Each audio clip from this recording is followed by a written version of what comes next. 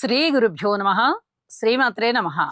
మా భక్తి టీవీని ప్రోత్సహిస్తూ ఉన్నటువంటి మా ప్రేక్షకులందరికీ ధన్యవాదాలు తెలియజేస్తూ 19 జూలై నుంచి 25 జూలై వరకు గల కాలానికి రాశి ఫలితాలు ఎలా ఉన్నాయో తెలియచెప్పుకుందాము.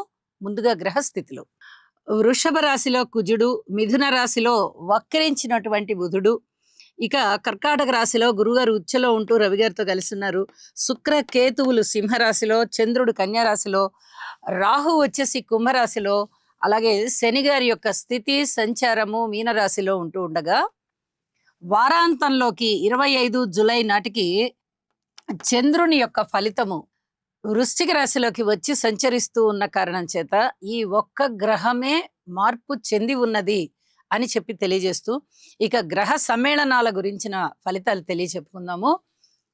గురు రవి గారుల యొక్క స్థితి సంచారము మనందరికీ తెలుసు, గురు మూఢమిని తెలియచేస్తూ ఉంటుంది. అయితే ఆషాఢ మాసం జరుగుతూ ఉన్న కారణం చేత ఈ మూఢమి ప్రభావం అనేది శుభకార్యాలు చేసుకోవడానికి అనుకూలం కాదు. కాబట్టి ఈ మూఢమి ప్రభావము ఎటు ఆషాఢ మాసం శూన్యమాసం కాబట్టి ఈ మూఢమిలోనే ఈ శూన్యమాసము, ఈ శూన్యమాసంలోనే ఈ మూఢమి కలిసిపోయింది. కాబట్టి మనము ఇంకా దేని గురించి ఆలోచించవలసిన అవసరం లేదు అని చెప్పి తెలియజేస్తున్నాను. అయితే రవి గురుల యొక్క కలయిక మంచి అడ్మినిస్ట్రేషన్ని సూచిస్తూ ఉంటుంది.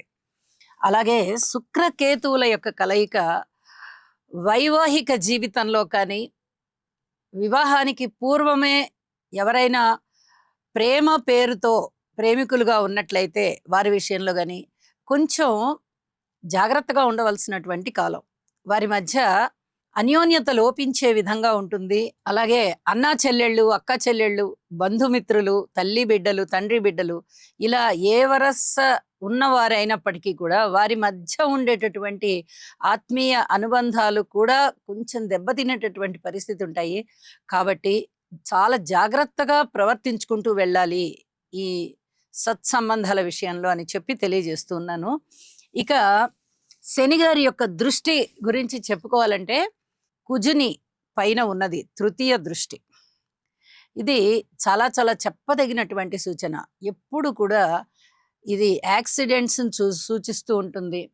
అలాగే రియల్ ఎస్టేట్లో ఇబ్బందుల్ని, పొలాల పట్ల, స్థలాల పట్ల, ఇళ్ల పట్ల, ఇలాంటి వాటన్నిటి పట్ల కూడా చాలా ఇబ్బందికరమైనటువంటి పరిస్థితులు ఉండడానికి అవకాశం ఉంది. అనారోగ్యవంతులకి ఏమైనా శస్త్రచికిత్సలు జరిగేటటువంటి పరిస్థితి, రోడ్డు ప్రమాదాలు జరిగేటటువంటి పరిస్థితి, ఇలాంటివి కొన్ని సూచిస్తూ ఉంటాయి. అయితే శనిగారి మీద గురువుగారి దృష్టి ఉన్న కారణం చేత చాలా వరకు తగ్గడానికి అవకాశం ఉంది అని చెప్పి తెలియజేస్తూ ఉన్నాను.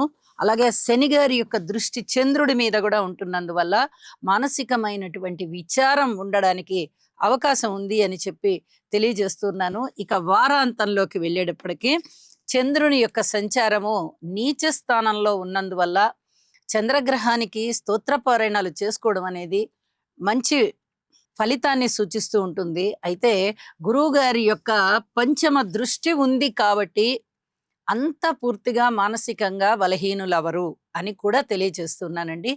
ఇక గ్రహ సమ్మేళనాల గురించి, దృష్టుల గురించి చెప్పుకుందాం కదా. ఇక రాశి ఫలితాల్లోకి వెళ్దాము. మిథున రాశి. మిథున రాశి వారికి ద్వితీయంలో గురువు గారు చాలా చాలా బాగున్నారు, తృతీయంలో కేతు చాలా చాలా బాగున్నారు. మరి రాశిలో ఉన్న బుధుడు కొంచెం కలహాలు ఇవ్వడానికి అవకాశం ఉంది. కానీ ఇక్కడ రాశిలోనే రాశ్యాధిపతి ఉండడం, అది 1వ స్థానమే అవుతూ ఉండడం ఇక్కడ భద్రమహాపురుష యోగాన్ని తలపిస్తూ ఉంది. కానీ ఇక్కడ బుధుడు వక్రించి ఉన్నారు కాబట్టి కొద్దిగా ఫలితాలు తగ్గించి ఉంటాయి అని చెప్పి తెలియజేస్తూ మానసిక వేదనని ధైర్యంగా ఎదుర్కోగల సాహసవంతులు మీరవుతారు. అంటే పరిస్థితులకి ఎక్కడా కుంగిపోరు, పరిస్థితుల్ని ధైర్యంగా ఎదిరించగలరు. అలాగే పరిస్థితుల పట్ల సదవగాహన ఉంటుంది. మిత్రుల్ని, శత్రువుల్ని సమానంగా చూడగలిగేటటువంటి చక్కటి దార్శనికుడు అవుతారు మీరు. అలాగే జ్ఞానం బాగా వికసిస్తుంది, బుద్ధి బలం బాగా పనిచేస్తుంది. ఎవరినైనా అత్యంత ప్రేమతో చూసుకోవాలి అనేటటువంటి ఆలోచన బాగా పెరుగుతుంది. అలాగే వ్యాపారాత్మకమైనటువంటి ఆలోచనలు కూడా, మనము ఈ వ్యాపారంలో ఉన్నాము కాబట్టి దీని గురించి మనం ఎక్కువ అశ్రద్ధ చేయకూడదు. దీన్ని కూడా చక్కగా చూసుకోవాలి అని చెప్పి దానికి తగినటువంటి ఆలోచనలు దానికి చేస్తారు. ఉద్యోగ జీవితం బావుంది. పూర్వం కన్నా చాలా సమర్థవంతంగా తయారవుతారు. కించిత్ పై అధికారుల యొక్క మన్ననలు పొందడానికి కూడా అవకాశం ఉంది. అలాగే అన్నదమ్ముల యొక్క సహాయ సహకారాలుంటాయి. కోర్టు వ్యవహారాలు ఏమన్నా ఉన్నట్టయితే కొంచెం జాగ్రత్తగా చూసుకోండి. దూర ప్రాంత ప్రయాణాలైతే ఉంటాయి. మాతృవర్గ రీత్యా కొంచెం చిన్నపాటి అలజడి కలగడానికి అవకాశం ఉంది. అలజడి అంటే అది ఏదో పెద్ద పదము. అధైర్యపడిపోవద్దు. కొద్దిగా మాతృవర్గ రీత్యా ఏదో ఒక డిస్టర్బెన్స్ అనిపిస్తుంది. కానీ గురుబలం చాలా బాగున్న కారణం చేత మీకు అనుకున్న పనులు అనుకున్నట్టుగానే జరుగుతూ చక్కటి శుభకరమైనటువంటి వాతావరణంలో మీరు ఉంటారు అని కూడా చెప్తూ ఉన్నాను. విద్యార్థులు బాగున్నారు, కొంచెం కష్టపడండి. స్త్రీలు బాగున్నారు, మనశ్శాంతితో ఉంటారు.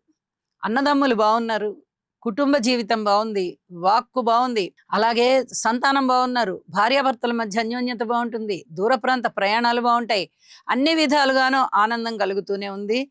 జాగ్రత్త తీసుకోవలసిన అంశాలు కూడా ఉన్నాయి మీకు. కార్మికులు, కర్షకులు, నేత పనివారు, చేతి వృత్తుల వారు ఇత్యాది వారందరికీ కొంచెం శరీరం ఎక్కువగా కష్టపడేటటువంటి కాలం అని చెప్పి తెలియచెప్పడం జరుగుతోంది. అలాగే వ్యాపార భాగస్వాముల విషయంలో కూడా ఎక్కడ మనస్పర్ధలు రాకుండా చూసుకోండి. అనుకూలమైనటువంటి పరిస్థితులు ఉన్నాయి అని చెప్పి తెలియచేస్తూ ఉన్నాను. చాలా చాలా జాగ్రత్తగా ఉండవలసినటువంటి కాలాన్ని మీరు ఎప్పుడూ కూడా వృధా చేసుకోకండి. అంతే జాగ్రత్తగా ఉండండి. ఉన్నతి తథ్యం. ఇందుకోసమే కాలాన్ని మీరు సద్వినియోగపరచుకోండి అని చెప్పి చెప్తూ ఉన్నాను. అలాగే వారాంతంలోకి వెళ్ళేటప్పటికీ చంద్రుని యొక్క స్థితి సంచారము షష్ఠ స్థానంలోకి వచ్చి మరింతగా రుణభారాలు తగ్గే విధంగా కనిపిస్తూ ఉన్న కారణం చేత అనుకూలమైనటువంటి పరిస్థితులే ఉన్నాయి. అలాగే ఎక్కువగా విజయ అవకాశాలు ఉన్నాయి. ఇది మీ మనసుకి చాలా సంతృప్తి కలిగించే అంశము అని చెప్పి తెలియజేస్తూ, విష్ణు సహస్రనామ స్తోత్ర పారాయణాలు చెయ్యండి. అలాగే హనుమాన్ చాలీసా చదవండి. మీకు చాలా వరకు అనుకూలమైన ఫలితాలు అన్ని విషయాలలోనూ వస్తాయి అని చెప్పి మరొకసారి తెలియజేస్తూ ఉన్నాను. శుభం. ఈ రాశివారు నవగ్రహ ధ్యాన శ్లోకం అయినటువంటి ఆదిత్యాయ చ సోమాయ మంగళాయ బుధాయ చ గురు శుక్ర శనిభ్యశ్చ రాహవే కేతవే నమః అనే మంత్రాన్ని ప్రతినిత్యము పఠించడం ద్వారా లేదా వినడం ద్వారా మీకు మరింత మేలు జరుగుతుంది. అలాగే మీ మనస్సంకల్పం ఏదైతే ఉందో అది సిద్ధించే అవకాశం ఉన్నది.